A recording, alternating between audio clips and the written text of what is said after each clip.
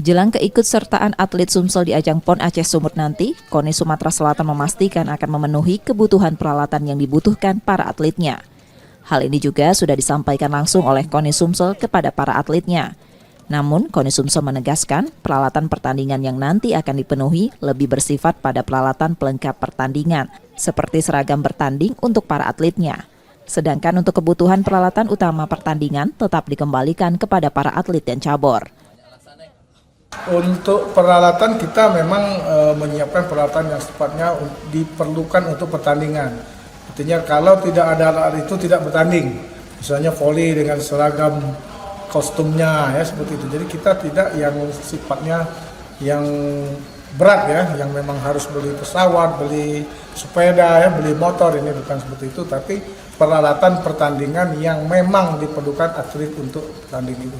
Jadi kita memang mengingat keterbatasan anggaran yang tersedia, juga kita akan memaksimalkan itu. Dengan anggaran yang terbatas, KONI Sumsel mengakui harus bekerja dan melakukan persiapan dengan maksimal. Nur Muhammad, Kompas TV, Palembang, Sumatera Selatan.